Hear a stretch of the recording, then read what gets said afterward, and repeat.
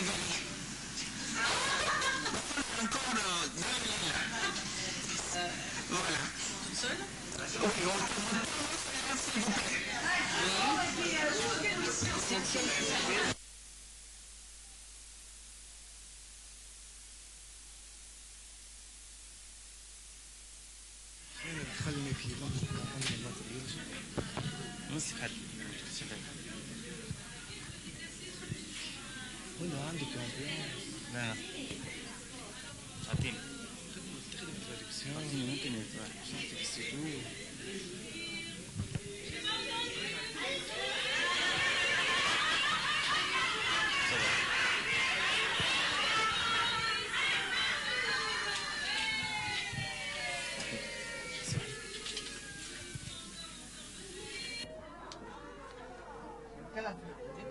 نجربوه. C'est bon. Ça va, Khalif, c'est? Ouais. Ben.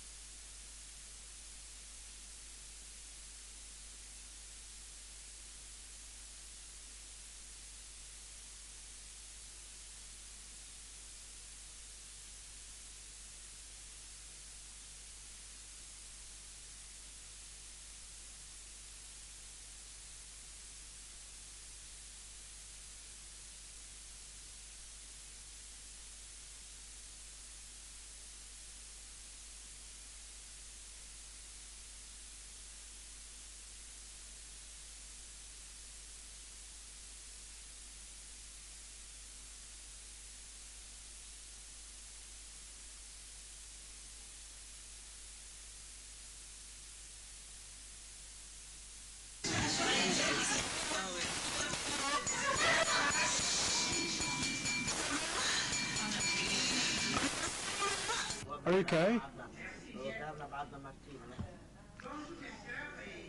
Good morning, my sisters.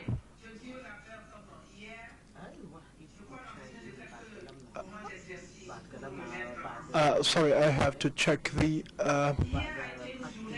microphone. So, yesterday it was a very hard day. We started working at 9 o'clock in the morning until 6 in the afternoon. And we ended up with a nice meal, as you may have noticed. On behalf of all of you, would like to thank Saida and all the sisters from Tunis. To all of you, I say thank you for this warm welcome. This proves that SORAPS is an association of women leaders, and this morning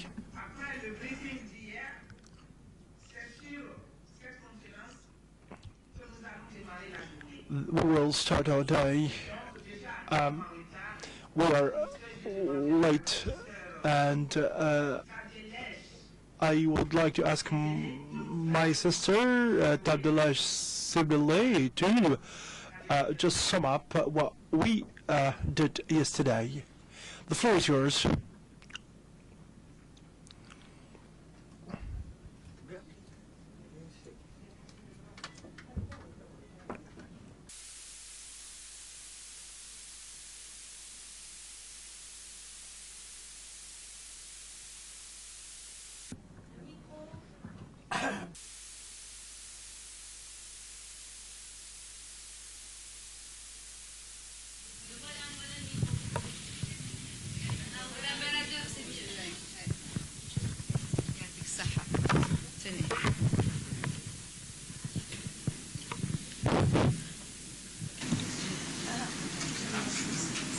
Okay.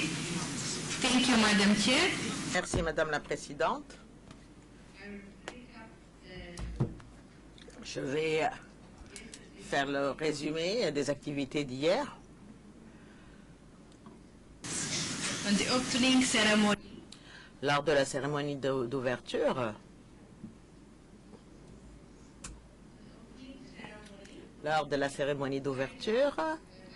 Saïda, vice-présidente de la région Nord et représentante du pays hôte, Donc, elle nous a donné le programme de la Fédération africaine future.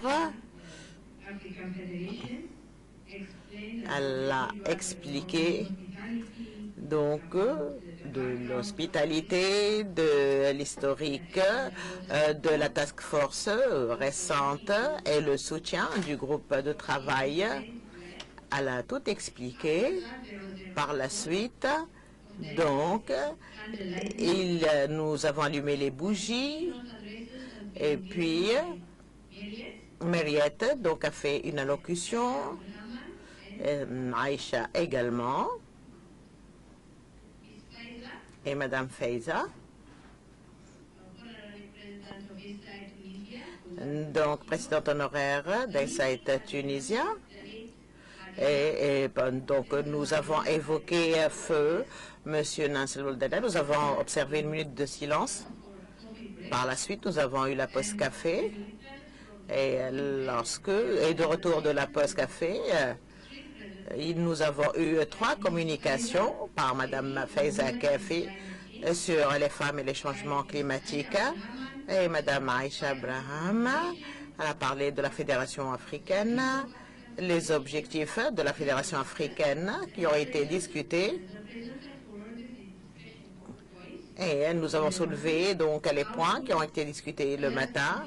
Comment donc améliorer l'adhésion des membres des clubs, comment améliorer la communication entre nous et au sein du groupe, et comment donc mobiliser les fonds nécessaires pour payer nos cotisations ainsi que la participation dans les réunions internationales, et comment éduquer et renforcer les capacités des membres tout en renforçant les capacités de leadership. Par la suite, Madame Maïmena, elle a parlé de la lutte contre la violence à l'encontre des femmes. Elle est experte juridique. Après sa communication, il y a eu des commentaires et des questions sur la question qui a été soulevée. Lors de la discussion en plénière, donc nous avons parlé de différentes questions liées aux communications. Il y a eu également la réaction des participants et nous avons discuté les points qui ont été soulevés par Aïcha. Donc, nous avons parlé des préoccupations majeures. Elle a suggéré que la question qui doit être débattue l'après-midi, après le rapport donc de la task force régionale, et par la suite, nous sommes arrêtés pour la pause déjeuner. Après le déjeuner, et l'équipe de la Fédération africaine, nous avons parlé du plan stratégique de la région et de l'approche régionale.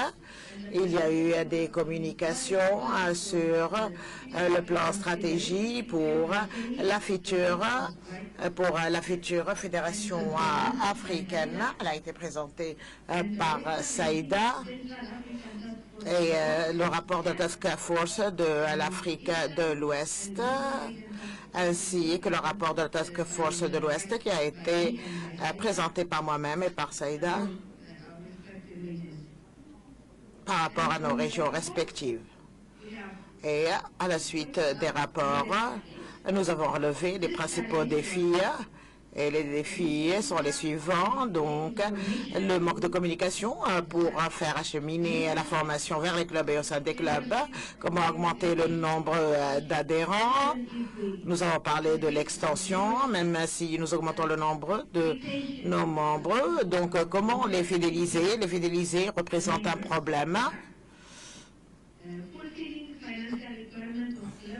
Donc, essayer de pallier au manque de financement des clubs qui est un défi, ainsi que le partenariat qui a été considéré comme un défi qui a été soulevé par les task force. Nous avons eu les recommandations par la suite. Donc, trouver les différents moyens pour améliorer la communication et ne pas garder uniquement la manière traditionnelle qui est d'organiser des réunions.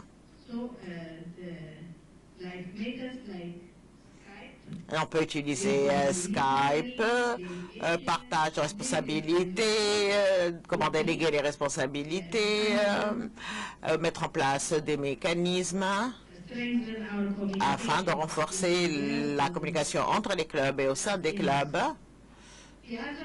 Notre recommandation concerne le réseautage, le partage de responsabilités et le recrutement de jeunes membres. Comment attirer les nouveaux membres? En les invitant à différents événements. Par exemple, hier, nous avons eu un dîner chez Saïda.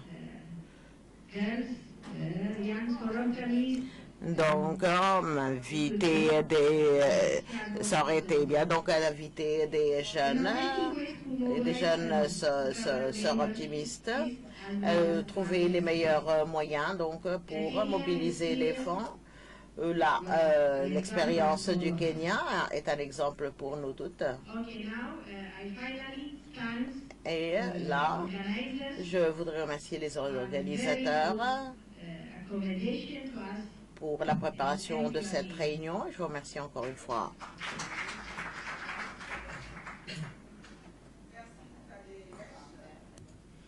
Pour ce brillant briefing. Thank you for this briefing. Thank you very much. Now, we give the floor to our sister, Mrs. Sana Turnima, President of the NGO Women in Leadership and the Empowerment of Women.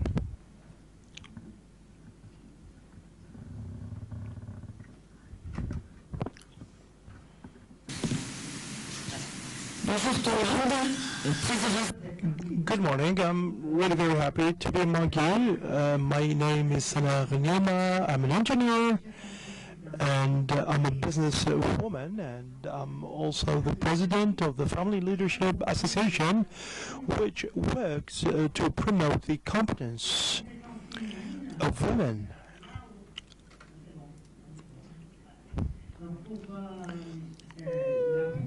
To promote the competence of women in all different fields of public life, and to accompany women to be able to become decision makers in the society. So we work on this, and I think that this is a real challenge also for our organization and for Africa, which is a land of women, and it is a world women leadership. So I will talk about a niche which is dear to our hearts, because Tunisia, in the aftermath of the revolution, you know that the revolution broke out. Well, we don't know whether it's a revolution or uprising, but it broke out because of economic considerations and because people wanted to achieve some social goals. So we have looked at these statistics, and we have made an investigation, and we have tried to see the position of women which are graduates and which have worked hard at the university but to become unemployed later.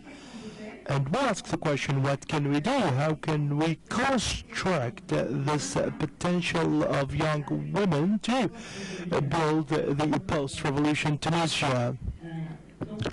So sometimes there are ideas, there are stereotypes. We always say that Tunisians are everywhere in Tunisia, but statistically this is not true. We are close to the average in the Arab region in terms of activity, and in terms of activities that have an influence on GDP.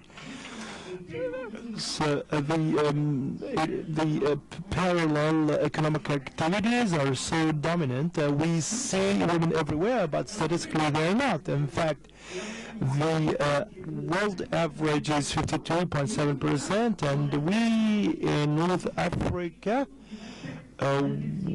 we we have 27% of the rate of occupation of women.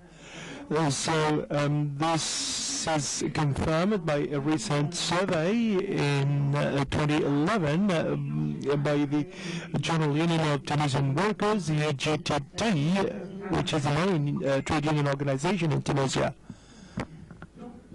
So I would like to give some figures in the beginning so that we can position things in the right framework. In North Africa, for example, we have 21% of the occupation rate, and this is the statistics of the International Labor Bureau. In Asia, we have a 58% rate, 49% in the Caribbean, and you can see that in our region, in Africa, the rate is rather high. But in North Africa, it's going down, and you know, we can see that there are other factors which influence this. So the study that we have made, I'll show you some slides. So it was about a program which is called Amal. Amal is hope. And this is a program in which young graduate and employees register on a register at the Ministry of Employment. So we have encouraged young people to go and carry out their studies, but at the end we end up with 250,000 unemployed graduates. So what was of some concern to us from the beginning was that at the university in Tunisia, we have 65 to 66% of female students. This is something excellent. It's a big achievement, and this shows that women has gone far in education. But what happens after graduation? We have taken this sample in April 2011, containing almost 140,000 people enrolled at the university. Then Madame Benayed, who is an expert in our association, carried out the study, and we tried to have a sample from the different provinces and from different locations. So as to see the young graduate female and employees and see the impact. So we have found that there's 67%. So 67% of women in this sample, which is 2% more than their number at the university, and this is significant. So we have looked at all the government rates, and everywhere it's the same. There's the distribution. We can see, we will see this more clearly on the map. That is the most affected zones is the southern part of Tunisia, because there are little jobs offered. What is interesting also is that we have looked at the age group. There are male, female, and employees. So those who are less than 30% represent 70% at least for the rest. We have some people who are over 40%. It's not very significant because it's less than 1%. So we have this group who should be very productive now, and 70% of the people in the sample are under the age of 30. We have also looked at when the diploma was obtained. You know that if you get your diploma now, then your memory is fresh and you have all the knowledge available. But if this happened like 10 years ago, then you start to forget what you learned at the universities. So the situation is such that we have almost 60% of the people in the sample who have graduated 3 years ago or less. And this is not so alarming. Let's look at the map of an employees. Now, these are the people, beneficiaries of the ML program. Now, to explain to our friends, ML is a program. I don't know whether it's a good one or not. I'm not here to judge, but we said that it wouldn't be normal for unemployed people to be going through such a precarious situation. So we offered them an amount of money, 200 dinars on a monthly basis for 2 years, to help them have at least a minimum of revenue and to help them look more actively for a job. And if they work for an association, also they would get an extra. So this is the program ML, and program ML is no longer operational now. Because also this is also a question of mindsets, because some people have stopped to work just to get 200 dinars. They stayed at home to get this money. So when we make a decision to launch this program without considering all the different problems related to it, so we start to create new problems. The red zones are the zones where we have between 1,000 and 3,000 beneficiaries. You imagine a location with 10,000 people. You have 3,000 people who have graduated from the university. Let's look at the mapping zone by zone. Look here at the Ariana zone.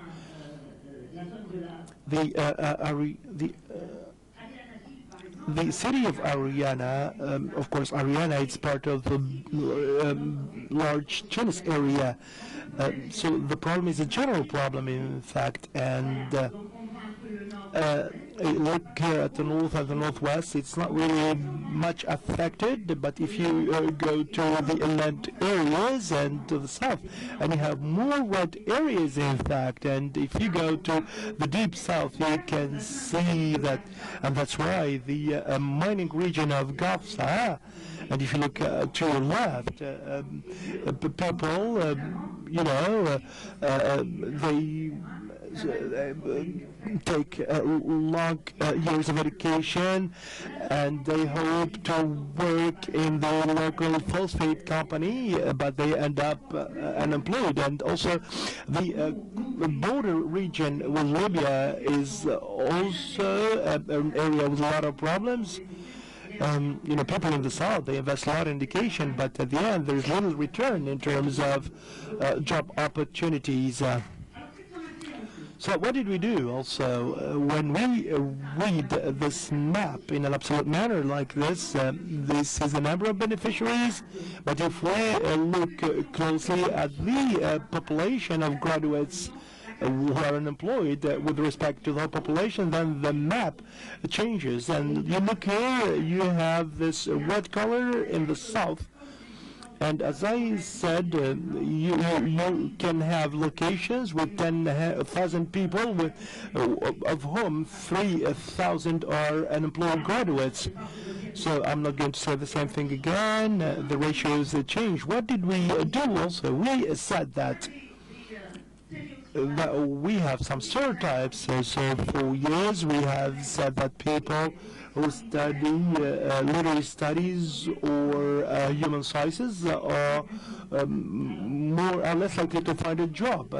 But we have 35% of the people who are unemployed who have done scientific and technological studies, and this is something that we got from the study. Law studies 29%, and arts 25%, and then you have small percentages for the other areas of education. What is funny is that even the paramedical and medicine studies are, subject to this, tendency. We complain about not having enough paramedics or medical doctors in those inland areas, and this shows that there is a structural problem. And every time I show this map to a decision maker, he seems to be puzzled, and this means that our decision makers don't know really about this issue. What we did also is that we have disaggregated these specialty branches by men and women. It's always the same proportions of women which are so important in all specialties. So in Tunisia today, we cannot say that there is one specialty which is more marked for women or for men. I'm an engineer, and 20 years ago we used to be minority, but today when I go to the engineering school in different disciplines of technology, women are dominant, and this is something extraordinary. So this is a big concern that we have to address very seriously. We have taken all the subfields of technology, so in the area of information society, we have 34% of employees who are who have graduated from computer sciences schools. Since the year 2000, we have so Tunisia has put in place a training plan for engineers and technicians and other graduates from mathematics and physical sciences, which we have converted into computer specialists. So we have produced large numbers, but this did not match the needs of the market.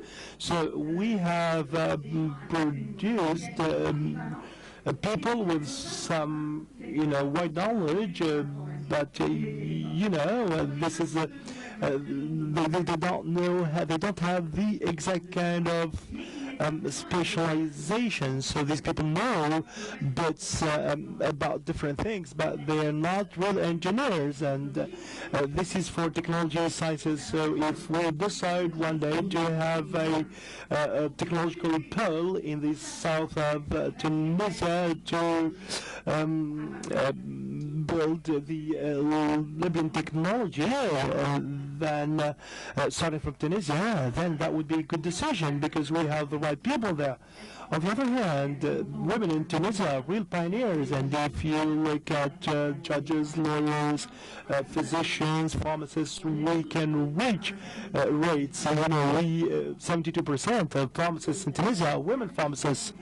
So the Tunisian administration, the university teachers, the teachers at high schools, these are rather classic jobs.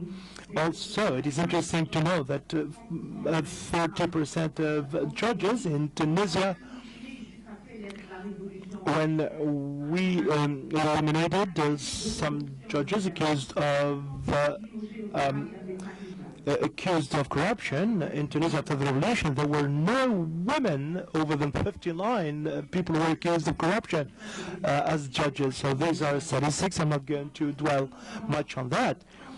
And what we noted also is that in the programs for support to employment, it's the women who benefit more from this, but then at the end of the program, including the internships, so we do not allow them to enter the labor force. So they benefit from support programs, but there are two factors which are actually which can explain. It's the women themselves who admit or who accept that they can have some precarious jobs, and also employers who benefit, who do not pay the contributions under the social insurance system, etc. And these young women are exploited because they need those jobs. once they finish their studies, the Tunisian society is rather conservative.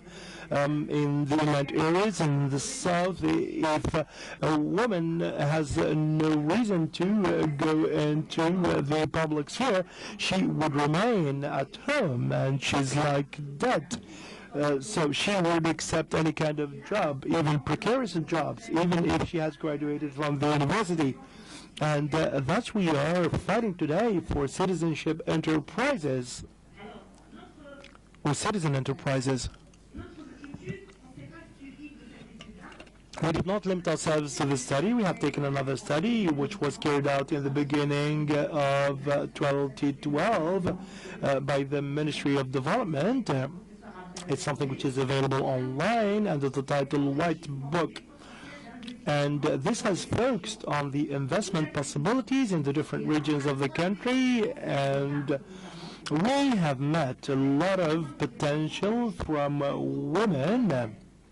We have tried to check the potential of women against the development needs. And we can say clearly that there are a lot of shortcomings in the state policy when it comes to integrating women. I feel very frustrated when I say this. Women are microcredits, small jobs, rural women to whom we give like $50. Now, we have focused on setting up the value chain, which will focus on the women leaders in the region. Putting these people together would create value added, and the value chain where people can set up the sustainable development. So let's move on. Our initiative, we have labeled it Build Your Business for the unemployed men and women.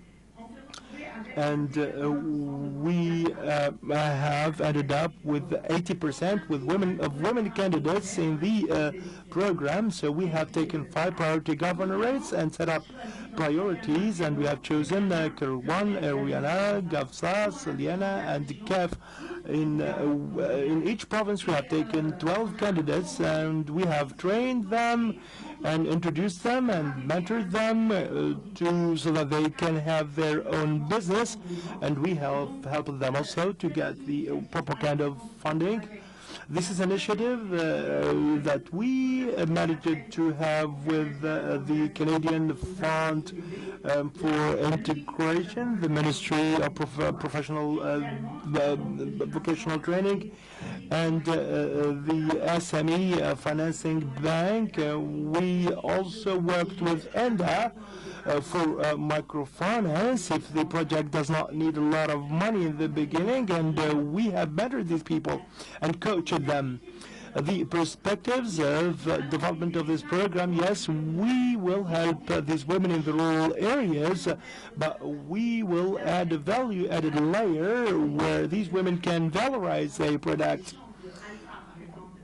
For instance, if we don't want them to go to the alfalfa fields in Gasreen and to be exploited by the people who own those lands. So if they have a chain for marketing, then we can give them something extra, and the product can be more valuable. And the first objective is export, and 92% of the enterprises have been export-oriented since the beginning. We believe that there is an upgrading of this question of women, and my advice is that we should no longer accept to talk to women only in terms of small projects and microfinance. Women are educated, and they have the right to have access to mega projects where they can create value. I took with me to Morocco to the Economic Commission of Africa 3 weeks in Rabat. I have taken with me one of the entrepreneurs. He's an engineer in biochemistry, and she's someone who has a project on the valorization of the barbarian fig fruit. What she did is that she built a unit for the transformation processing of, so she extracts seeds and she makes jam out of that. And she uses all the waste also, and she employs in Qasrim and El Kafur women. She doesn't pay them 14 hours a day. And she exports the jam to the Gulf and the essential oils to laboratories, and this took only 6 months to be put in place. This lady is comes from one of the poorest neighborhoods in Tunisia, and she's an engineer. This is what we are looking for in this program, to integrate those women. In conclusion, I would like to say that the fight is there if we accept to be treated as small entrepreneurs, as small women. We are losers. Women who have got their education at the university and which may even do better than men and who have a lot of merit, these in those small locations inside Tunisia, if they don't have a job, they don't have the right to leave home, and she even doesn't have a chance to get married because she's too educated. So she's punished all the way. So we have 4 projects in Tataouine and with host houses, and 4 months later they were asked for marriage, and they have suddenly become interesting women for men. So the economic factor is very important for any leadership action. And actually, we are building on this for political leadership. We don't need a prime minister who's 92 years old. We have a real potential with people who in 20 years will become the leaders of Tunisia. And this is going to be the Tunisia of the Second Republic. Thank you.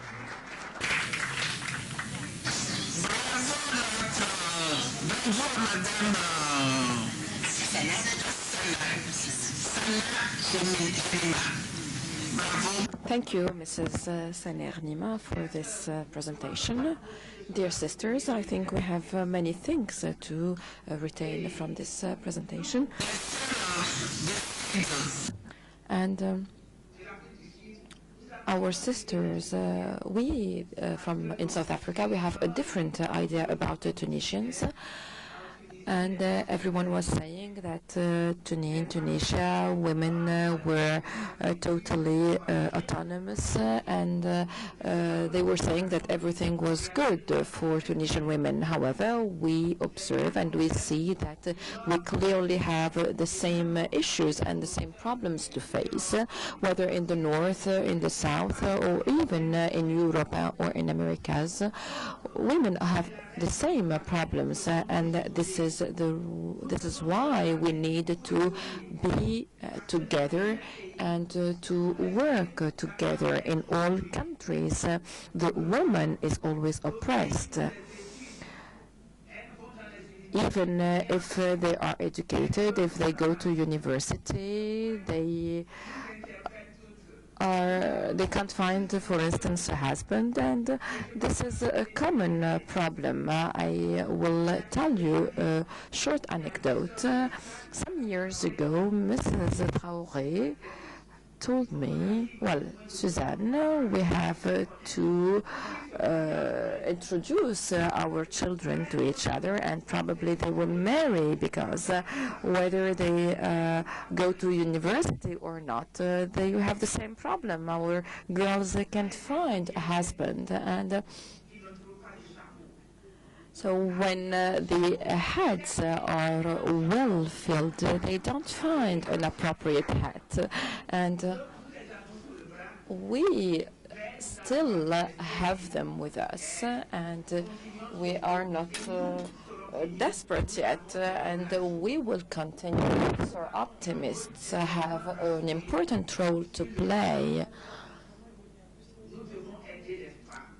on gender issues. We must help women and girls or young ladies. The unemployment rate for women is high, even in Europe. So we must manage this issue in the appropriate way. We need to address our authorities, and we have our sister from Benin here. The young unemployed graduates are obliged to work as taxi drivers. You may have heard about this, and in all African countries we have graduate taxi drivers, and well, not really taxis, but the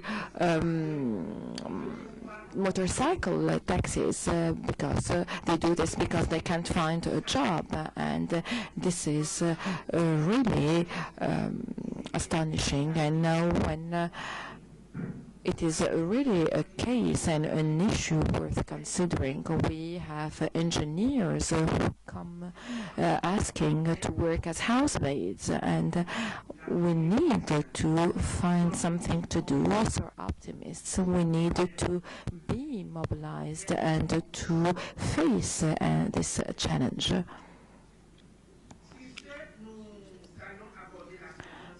We move now to the second presentation by Imen Bakouche. She is going to talk about networking and about friendship relationships. Thank you. Thank you for this invitation. I am really honored and happy to be with you today. My name is Imen Bakouche. I'm from Tunisia. I am an IT engineer, like Saneh. I am multi-recidivist entrepreneur, and I am here today to talk about the power of establishing networks and the power of maintaining networks. I will also talk about the friendship modes and how to retain how to establish relationships and how to maintain them. How long do I have, Mrs. Chair? I think we are here till 20 to 12. So yes, I have 20 minutes then. Okay.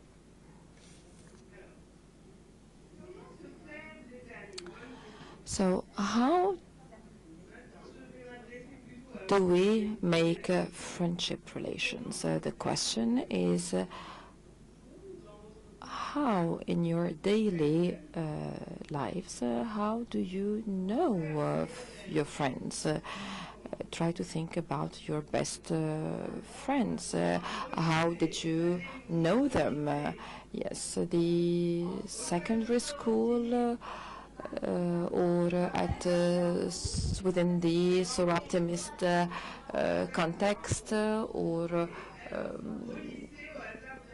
during meetings. So do you think you will simply need to meet someone and to immediately become friends? Sometimes it is the case, sometimes not. Most often it is no.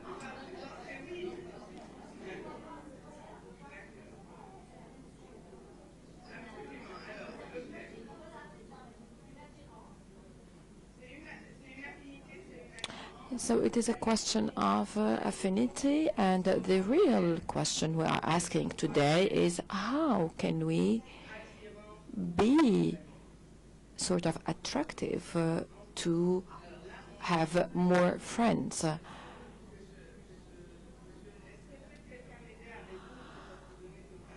I apologize for this power cut,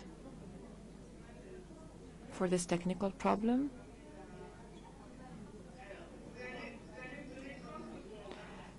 Pour ça, arrête. Merci, Sané. Ok, je sais que je peux compter sur Sané. Mais c'est bon, il faut juste brancher l'ordinateur. Donc, je reviens à... Alors, donc on a dit il y a un flair, il y a quelque chose qui nous attire sur les personnes. So there is always something attractive in those who can become our friends. But what can we do in order to be attractive and to develop what we call the charisma? À votre avis, comment...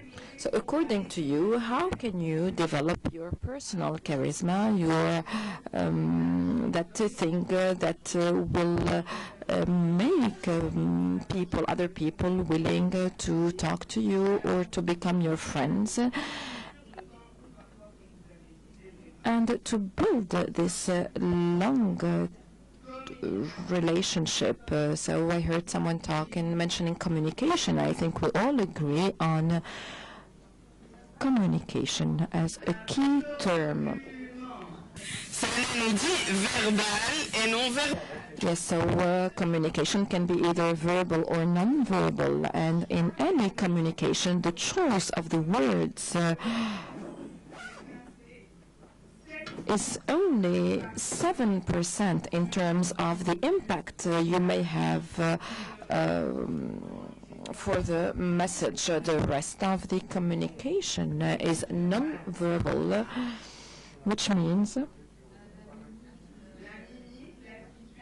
mimics, attitude, smile, look, positions, attitudes and behavior. So we don't always have the same charisma with different attitudes. There is also the general presentation, the general look, and even sometimes the way we breathe can have an impact on our charisma and can impact our non-verbal communication. The third parameter is called the paraverbal communication, which is related to the voice tone we are using.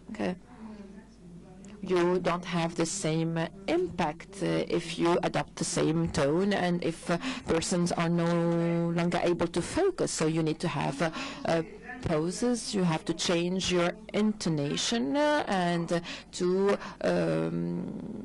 pronounce important words differently.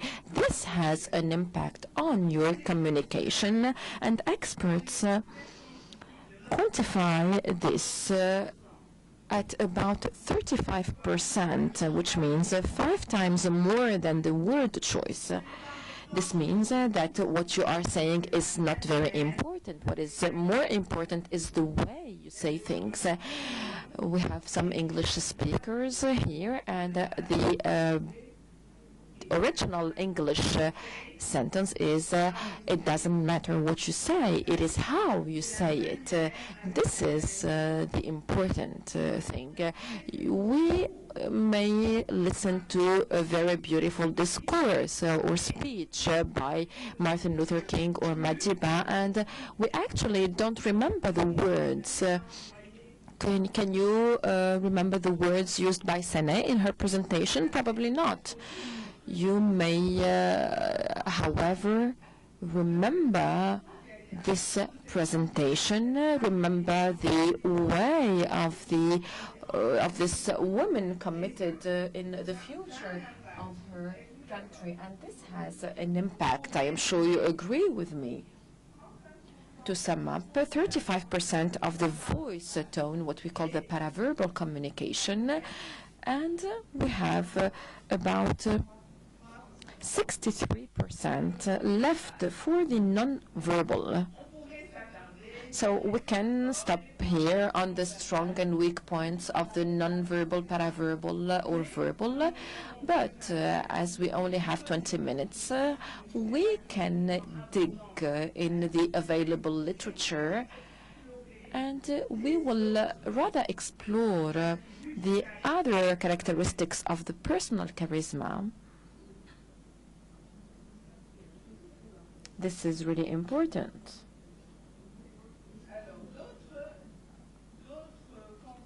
Other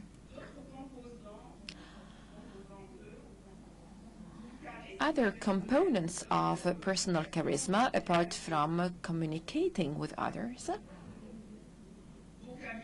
would be the vocab, the words we choose, motivation. I really like this word, motivation. Where does motivation come from?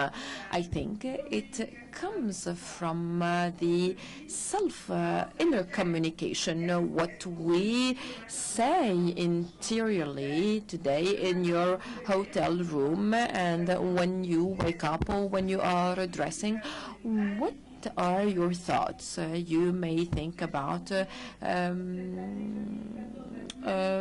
constructive day.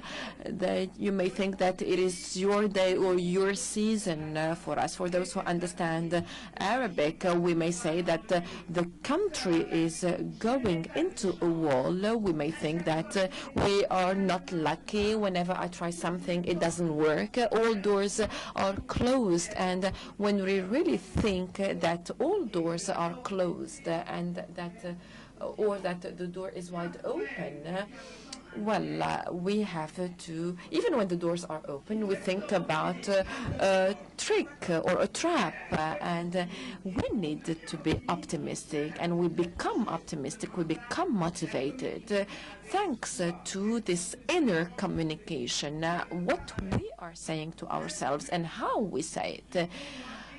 So these parameters also impact you and yourself. So it depends on the attitude you are adopting, whether they are favoring depression or not. So this is also valid when, as I said, you are talking to yourself. Oh, Iman, my dear Iman, you are late. You need to find a solution. Keep smiling and everything will be fine. So the way we talk to ourselves is an essential element of the personal charisma we are giving. And the link between the two, or the paradoxical, the congruity, is the link between the inner communication and the external communication. I would say that this is another pillar still about communication, as it is really important. I brought a book. Unfortunately, I have only one copy, but I will show it to you because I think it is really a very good book.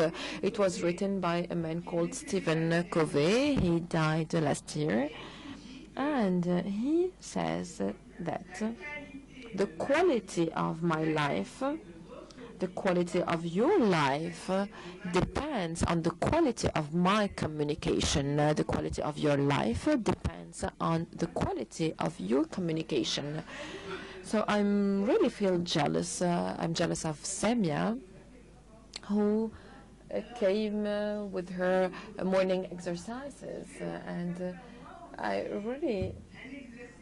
I'll try to have a collective exercise, and I want you to say the quality of my life depends on the quality of my communication. So say it in your language.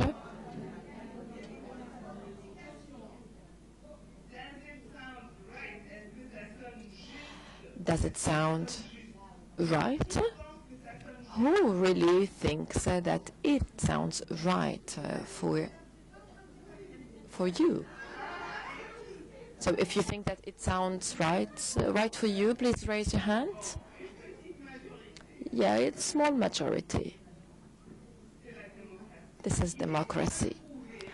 So it was actually proven for many people that the quality of our lives depends on the quality of our communication. So we need to take care of our communication with ourselves and with others. We did not mention something really important and crucial for communication, which is so we've talked about communicating, choosing words, adopting attitudes, smiling. What about listening?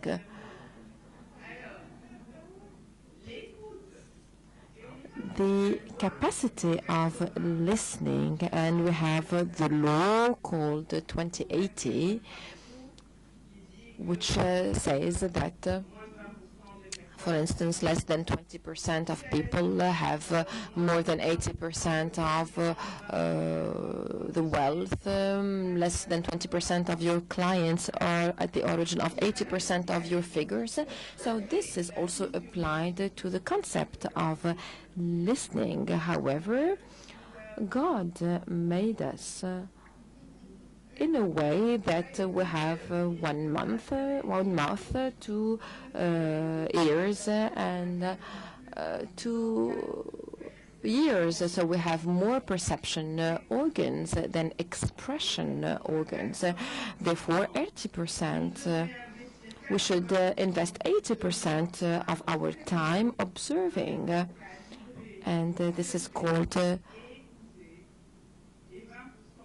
observing, listening. 20% of our time should be spent in expressing ourselves. So you may be the head of your family or of your business, but this doesn't mean that it would be more you will have more impact by centralizing your expressions. So did you experience this?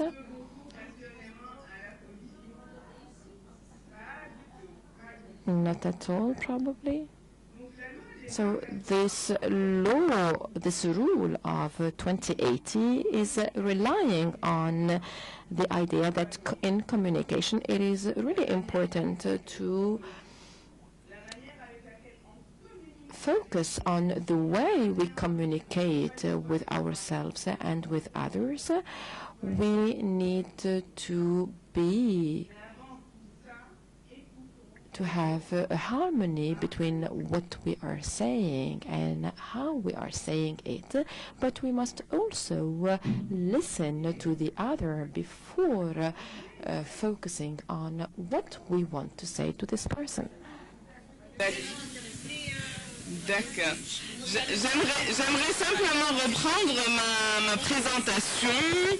J'aimerais simplement reprendre ma présentation et j'aimerais vous parler du marketing personnel. I'd like now to talk about personal marketing. Does anyone here have any marketing notions or concepts?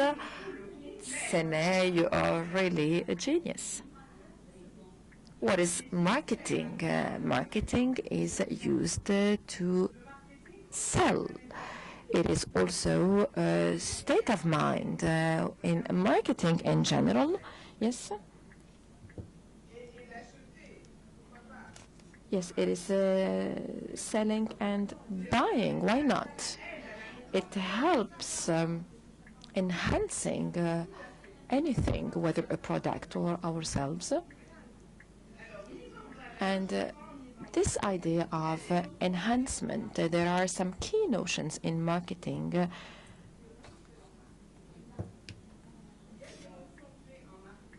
Microphone, please.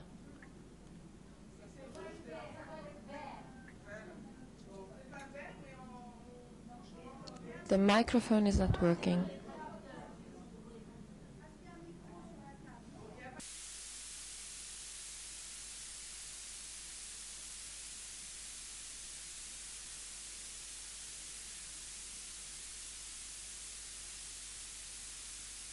We need the mic for the translation.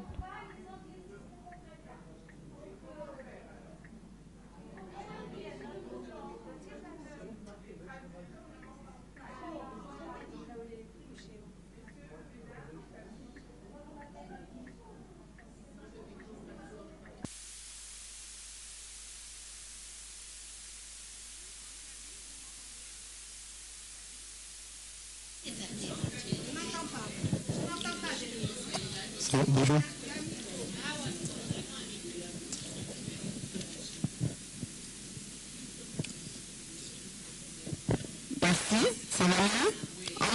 Thank you.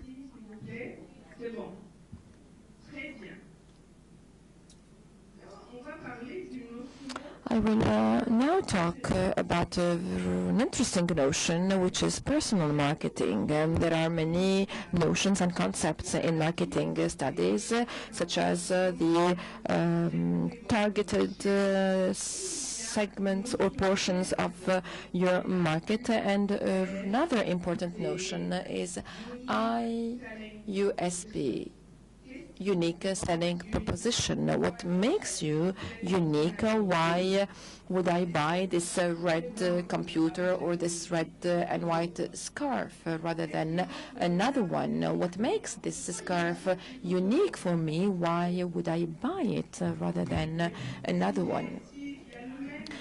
So if I have the same scarf in another shop, why would I go to this particular shop? What makes Sene unique, and why do we call her for this presentation? What makes this hotel attractive, and why did we organize our conference here? So these are marketing notions, and we know about this USP notion. You have bigger impact as a company if your USP is really unique. Is this concept clear? The same thing can be valid for a person in a network or in a given society. The principle is as follows. It is very simple. You can hate me or you can love or like me, but you cannot you cannot mistake me for another person. And this is the marketing principle. Do you think that, do you know or think there are persons who have a very good marketing, people that you will not forget? So can you give me names? Yes, what about you? Some people like you. So other people may like you less, and people give you a lot, and this is love proof. So you may not be appreciated at 100%. It's possible. The most important thing in personal marketing is that we won't be liked or loved by everyone, but we will not be easily forgotten. And this is important when you establish a network. We must be a person not easily forgotten. And this is true for all the persons you know who have many friends, who know many people, and you, when thinking of these persons, you will see that they have something unique, that they have something particular, and this is what we call charisma.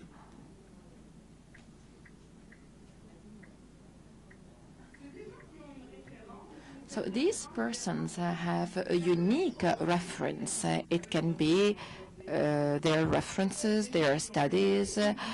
We can even have persons who did not follow any brilliant studies, and it may be natural. If it is not natural, we can work on it, and this is the good news. If you don't have this natural gift, if you are totally introverted, if you are not very beautiful, or if you have some expression problems, you can work on this. And what is interesting for us to work on is the personal charisma. We must improve it by listening to others, by having a good inner and external communication, and also by cultivating what makes us unique. I want you to think about something that you do very well, to think about your strongest point, and if you want to share it with us, you are welcome. What is your strong point? You may say that I am excellent in, and feel free, you have the floor.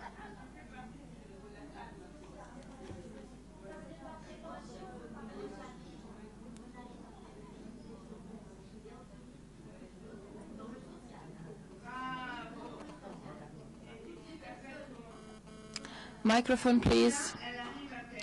So Thuria says that she can make people laugh, and she can therefore obtain all what she wants to get.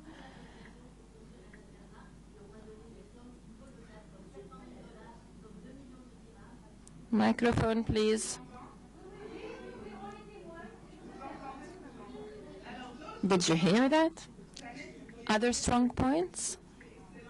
Sene, for instance, you are excellent. I'm excellent in what I call balouchi.com in Tunisian. It means that I have a capacity to give of my time, my experience, and when I see even a small result, this makes me really satisfied and happy. So her strong point is the capacity to give. And when you give, you will always have something in return. This is the law of preservation. So her strong point is to give. Other strong points, other strengths, you are excellent in something, and this has to be your USP. The last concept that I wanted to develop today is the notion of the emotional bank account. I really encourage you to read the book I was talking about, and I will show it to you later. The idea is that with each person, we have an emotional bank account. So we can make deposits, we have a balance in this account, and you can have an important withdrawal if, for instance, you did not respect a promise, or I can have a deposit if, like Sene was saying, if I give spontaneously and generously, this would represent an emotional deposit. So with your relatives, husbands, children, you can have contacts, and this constitutes the emotional bank account. You must make deposits in these emotional accounts, because the day you would need cash, the day you would need to withdraw money, you will find well-provided bank accounts. And yes, this is the Soul Optimist value. I am happy to see that I am in total harmony with you and your organization. So why not?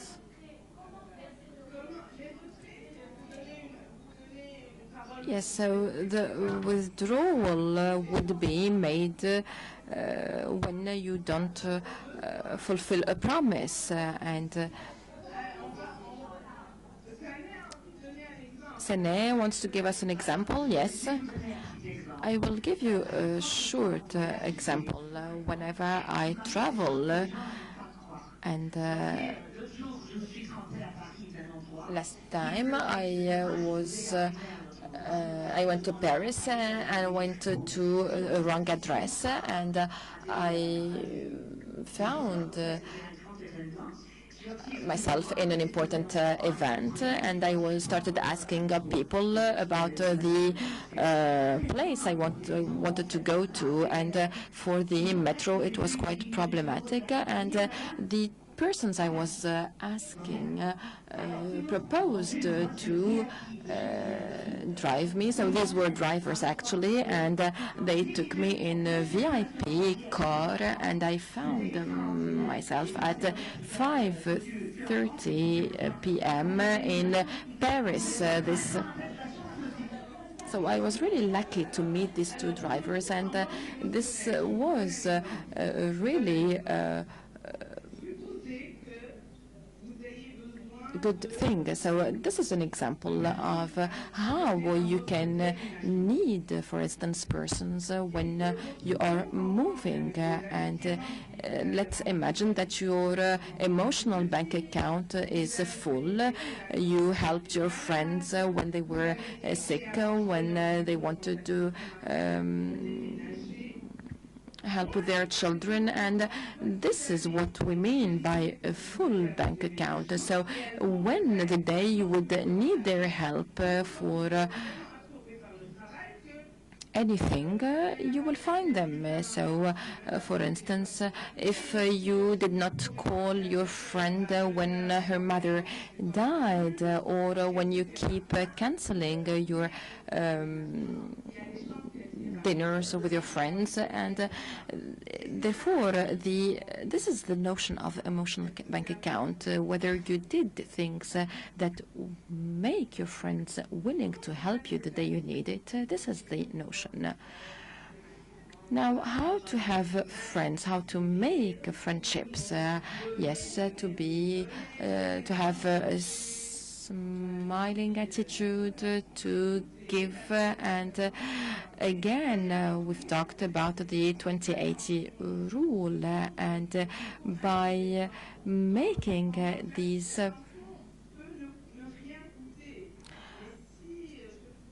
you may do or make things, positive things, and help your friends, and this is the emotional deposits. And even when you provide an information that will be helpful, well, all this contributes to filling your emotional bank account. We must avoid talking about politics, religion. In Tunisia, for example, or in Tunis, we have the football clubs, and when you start talking about football, you may lose points. And therefore, we must avoid talking all what pertains to religious religious beliefs, sport, or political affiliations. And I think that it is the same thing everywhere. So all what relates to sort of religious beliefs or sport affiliations would be negative when you wanted to build friendships.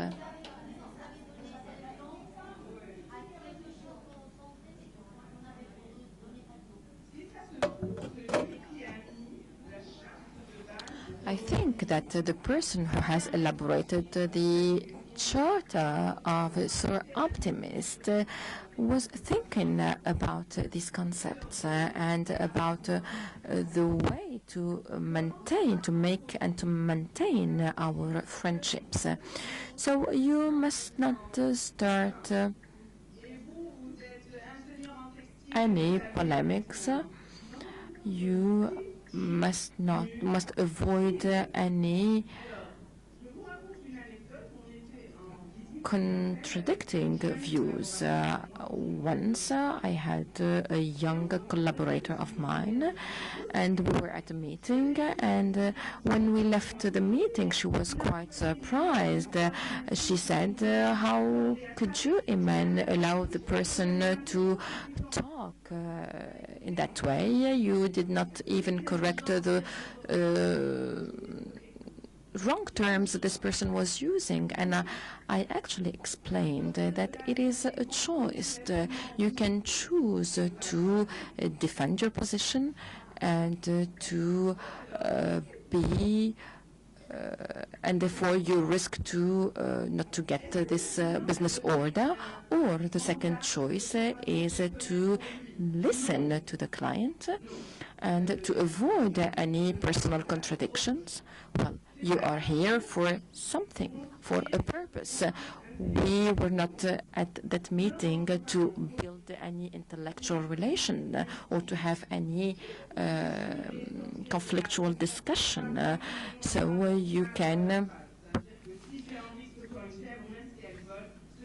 provide any advanced arguments and try to convince this person of anything. So the purpose is that we were there to get a business order, and therefore we avoided I have avoided any conflict with this person. So when we consider this notion of emotional bank account, we are not talking about money, we are not talking about dollars, but about billions of emotional currencies. So when you tell a person that you will be there at 2 p.m., you must be there at 2 p.m. So this implies that we must not be overcommitted. We must avoid gossips, which are totally useless. So you may be willing to talk about a person, but I think that you will be discouraging people, and if you are really into these gossips, it will one day be against you. You must promise, you must give the promises you will be able to keep, and you must say positive things about people and even about yourself. So if you are saying that everything is null and this will have an impact, a negative impact on your personal image and your personal charisma, I must not say that I am totally null and keep smiling. So I must rather say I'm wonderful, I am exceptional. Absolutely, Zahra, I confirm that you are wonderful. The last point is gifts. I was very glad to find that soap in the bags you have offered us. So these are very simple gifts. The person who has accompanied Sana in Paris offered her a very significant gift. The idea here is that generosity doesn't cost money. You are not obliged to spend money in order to give.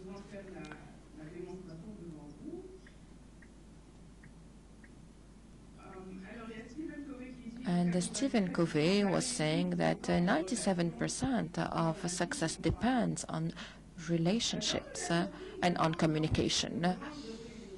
Regarding networking, the rule in important meetings is to show up often, which means that you need to go as many times as it is possible, and not only when you need a service. By doing so, well, we will not forget you. Any discussion represents an opportunity, and every meeting represents an opportunity, no matter whether you are meeting an important person or not.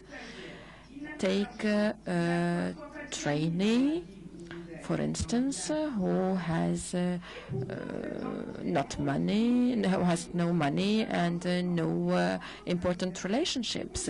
This has to be considered as an important meeting because you have to imagine what this trainee can offer you in 20 years, for example. So we must adopt a win-win attitude. We must find ways where everyone would be winning, and this is the real foundation for a good negotiation.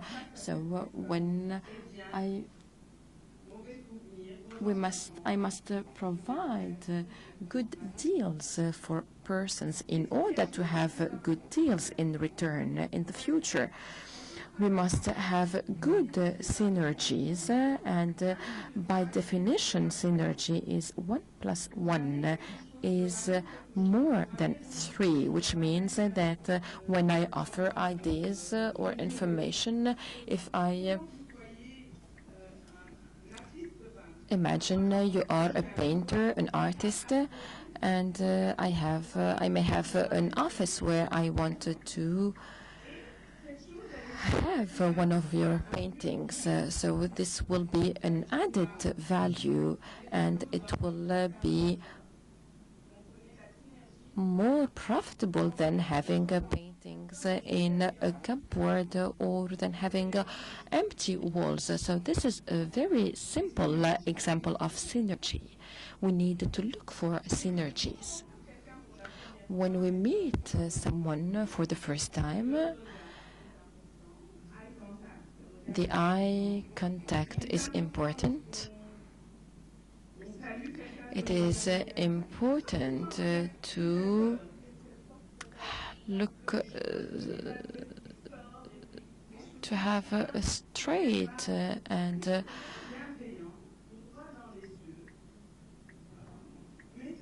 strong. You have to look in eyes, and even with well, this builds a sort of trust and confidence. It is the same with your handshake, and it means that you are giving, that you are making this direct physical contact. This is a very short contact, but it is very precious in terms of the impression you are giving. When you have a hand, when you are shaking a hand, it has to be to convey your commitment, and it has to be a firm hand shaking. So I think we have said everything about this. I finish with the internet networking. Today we have an image on internet, and I think who has a Facebook, LinkedIn, or Twitter account here? So we have to know that we have about 100,000 persons on LinkedIn, 1 billion on Facebook, 5 million on Twitter, and not online marketing or networking is very important today. Therefore, my advice would be is either don't have profiles or pages, or have a very good profile with very solid passwords. So close your profiles with good passwords and try to post or publish interesting things about you. So if one of your friends asks you to advertise for her business selling some Chinese low-quality products, well, this may be good for your friend, but not good for your image and for your credibility. You have to post ideas or facts that really correspond to what you are. So in marketing, we also focus on suppliers, on clients, and we must be very careful, especially for the youth. So we must work on e-credibility, e-reputation, and these are very important issues and concepts for online marketing and networking. So I stop here, and I am at your disposal if you have any questions. Really, Imen, we are very happy All of us are wonderful. I am wonderful. You are wonderful. And Iman, thank you very much. Thank you for sharing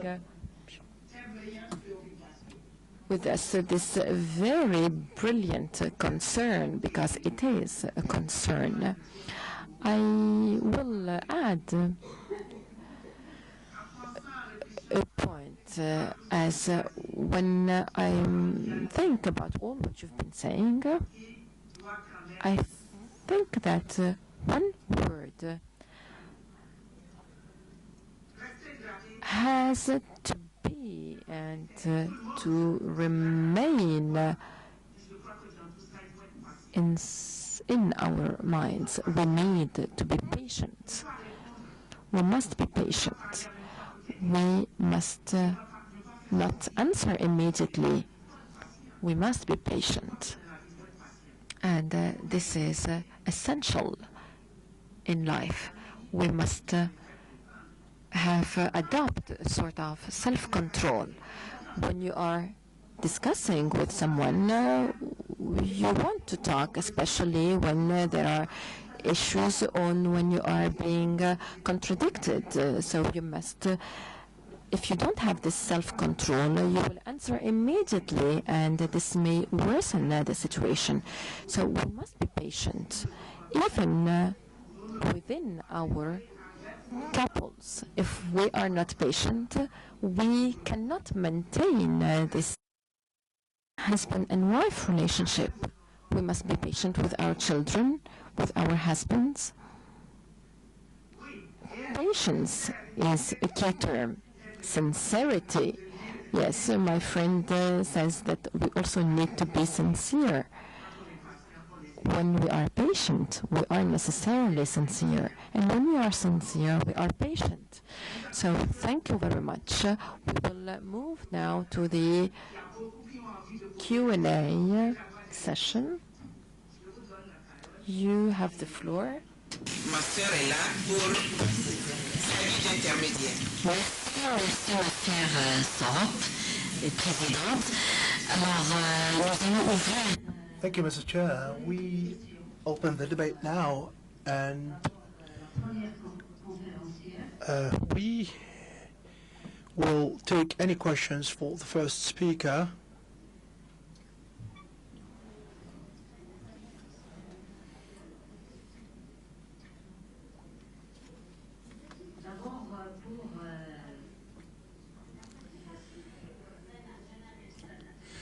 So, for the first speaker on leadership, if you have any questions, you're welcome. And the wonderful association of SONAS, and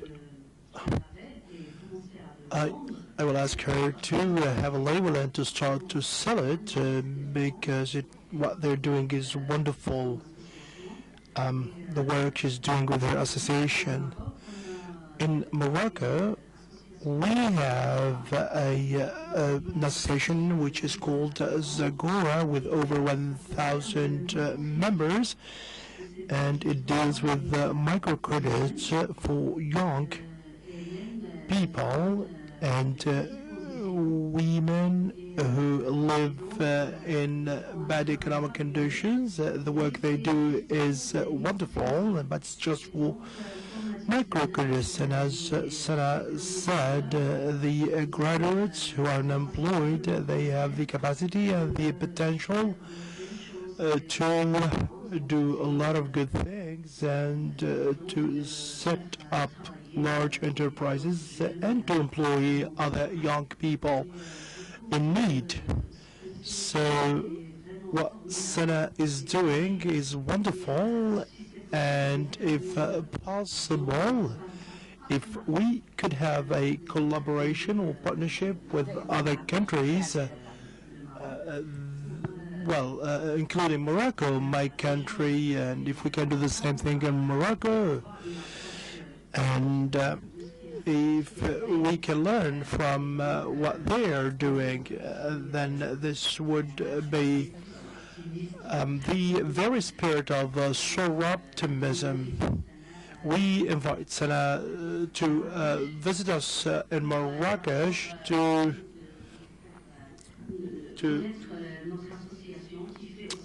also to give her information about our association, which does a lot of things for rural ladies and young women.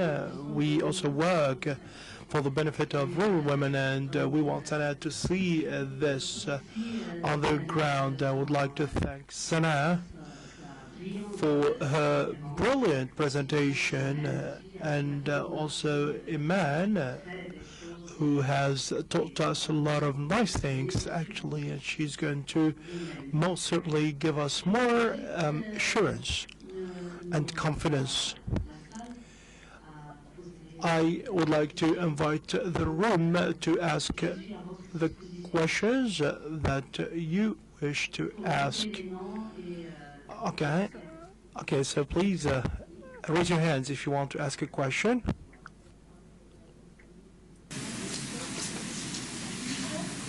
Madame Konek, c'est ça? Côte d'Ivoire, Konek Ivex.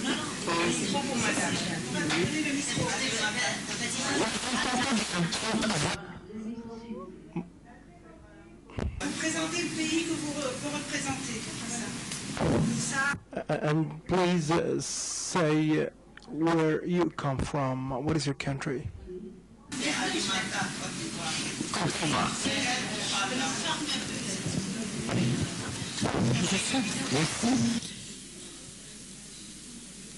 Je peux commencer? First of all, I would like to thank Sana because the study she carried out was really a scientific one, and she tried to identify those zones where we have problems in Tunisia. Now I would like to talk about micro-projects.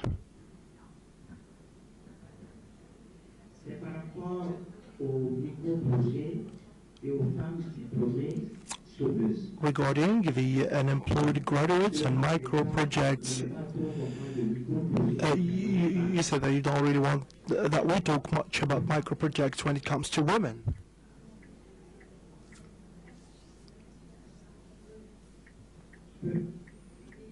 You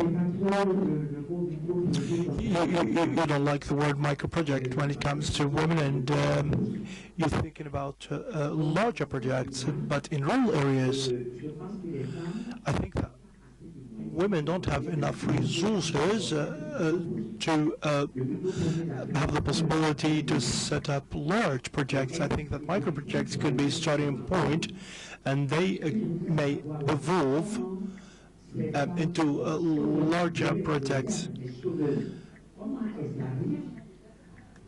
I would like also to know about how these unemployed women can start with large projects because they are unemployed and they cannot provide any guarantees from banks. Yes, they're graduates, but they're unemployed. And can you explain to us a little bit how we can bring these two things together, being unemployed and being engaged in large projects? Thank you.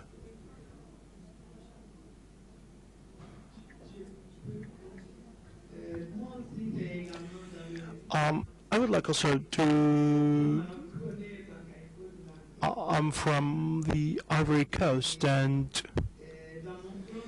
in my club also I take care of projects, and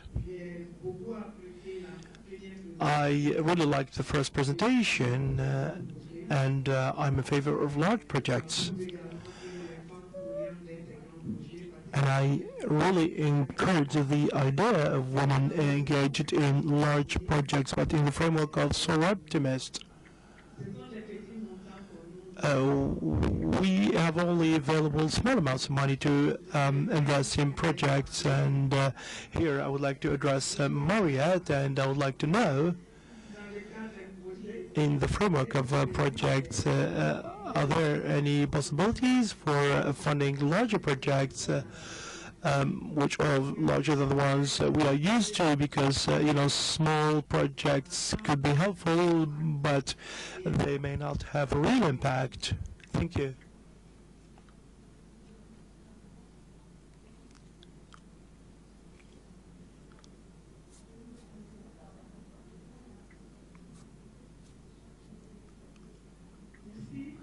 Thank you.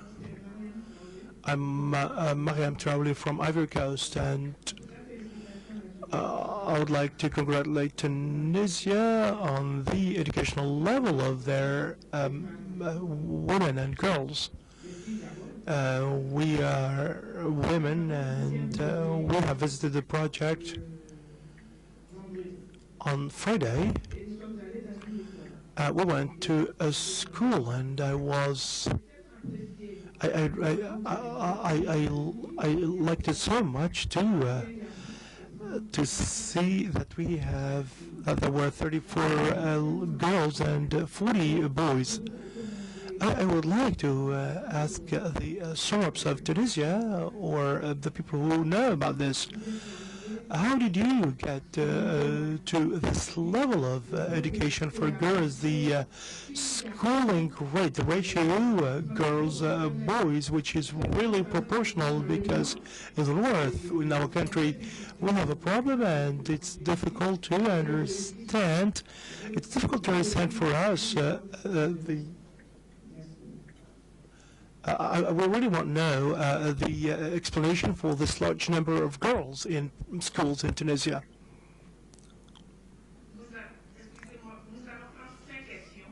Okay, we'll take these questions, and I would like to ask a question. You have presented figures concerning pharmacists and physicians and professors, and this is in the public sector, what explains the fact that we have so many women? We have this is more in the public sector than in the private sector. This is inherent to the fact that women in these professions have more free time to devote to their families, and the choice is done based on this. But is the tendency changing? This is what I wanted to know.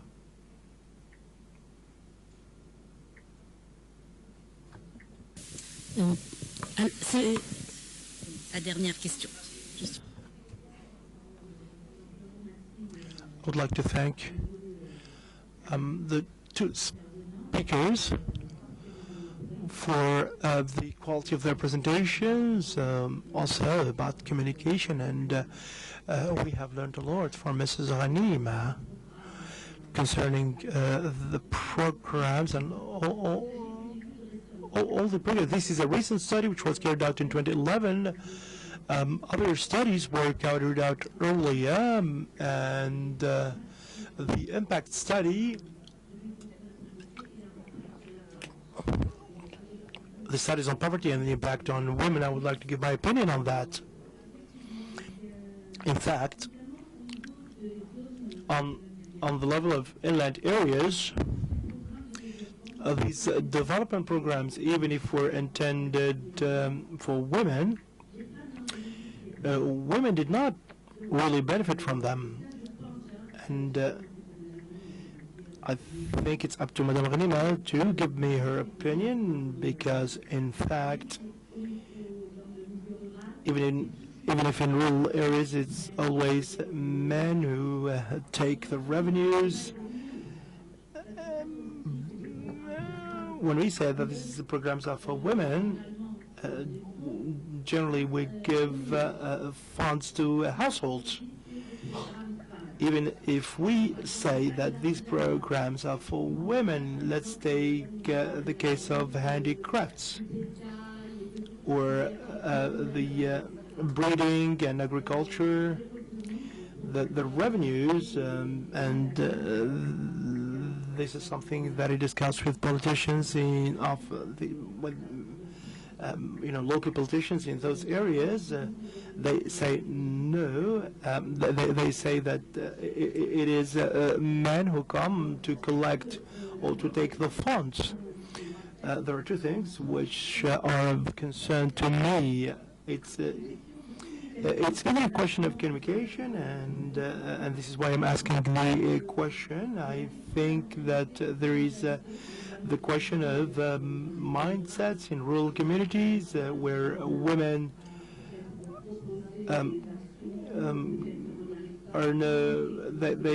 they cannot really communicate well or offer proposals, because we have seen elsewhere that there are women who, not all of them, some of them, who really fought for their rights and who work a lot. 90% of the employees in the agricultural sector are women, and also they are present in the textile sector. So my question is the question of inequality, is question of communication or mindset or policies, or what have you done as an NGO to, based on these old studies, to show that the impact on women is not really very important? Thank you. I would like to ask a question also to Sana concerning the funding of the association. Do the funds come from the state, or whether you have any members? How do you finance your action? Because you're doing the tasks which should be entrusted with the state, but you're not the state. So I'm asking a question about how your actions are funded or financed.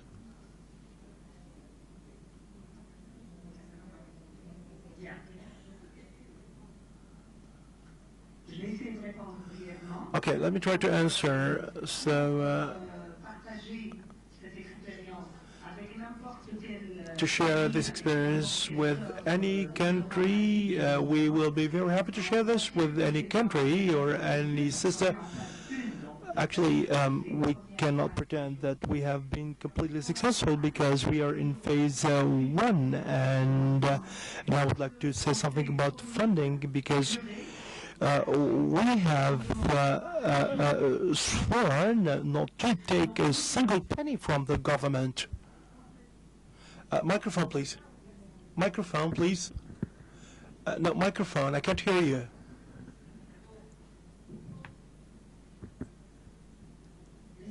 Thank you.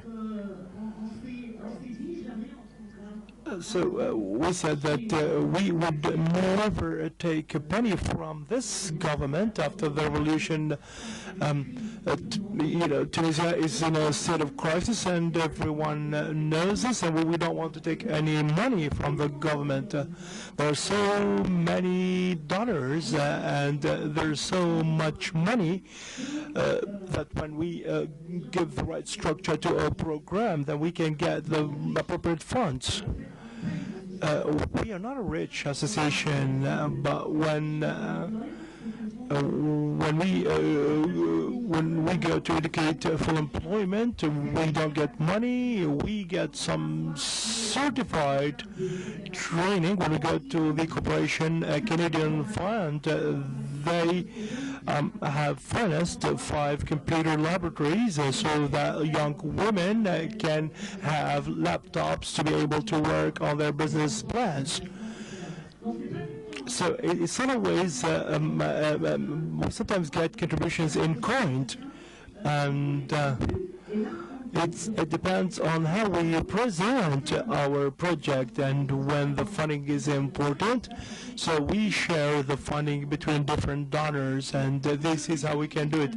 For the operational budget, of course, it's the contributions from members and the activities. We organize small activities during which we raise some funds. Now, concerning the financing, of course, you have raised a lot of questions. So what is interesting in Tunisia, and there's a continuity. There has been a mechanism for like 10 decades. There are so many mechanisms to encourage incentives or to encourage investment. You know, we have business angels, we have the microfinance, we have different actually possibilities for funding. So what young people need is to have a clear idea about the whole process and how they can meet the donors. So if a project can be divided into a number of phases, the first stage, for instance, with the microcredit, we can go to ENDA to seek finance for projects in a particular area, or we can go to the Tunisian Solidarity Bank and get 15,000 euros, or we can even get something like 1 million euros if possible. It's of course, we are not in a position to start always with large projects because these projects may not be as successful as we wish. And, you know, if people also know about the possibility of risks, they're not going to pretend to start with large projects with a high likelihood of failure, and they will start with micro projects. We also talk to these women about sustainability. It is about creating wealth for others also.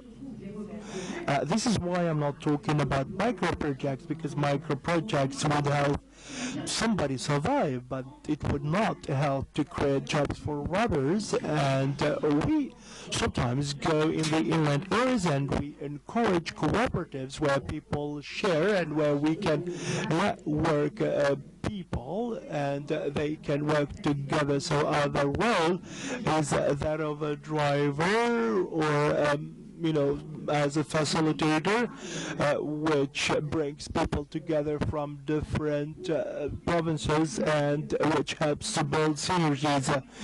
You know that modern Tunisia was actually Bourguiba, the first president of the Republic, when he rests in peace.